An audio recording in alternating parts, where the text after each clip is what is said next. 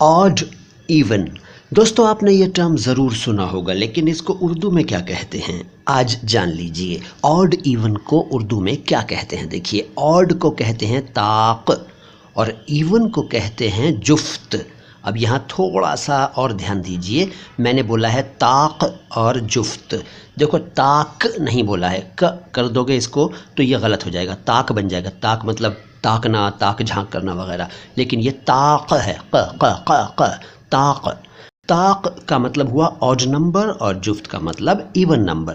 ताक यानी ऑड का मतलब होता है जो जोड़े में ना हो सके, यानी जिसका जोड़ा ना बन सके, और इवन नंबर का मतलब होता है जिन संख्याओं का जोड़ा बन सके। हिंदी में ऑड को विषम संख्या कह दीजिए और इवन को सम संख्या या युगल सम संख्या कह दीजिए।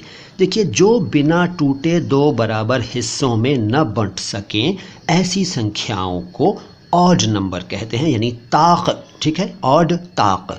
और जो बिना टूटे दो हिस्सों में बराबर हिस्सों में बंट जाएं उन्हें कहते हैं सम संख्याएं या युगल सम संख्याएं या इवन नंबर या जुफ्त। तो ये थी बात ऑड और इवन की। सलाम हिंदुस्तान।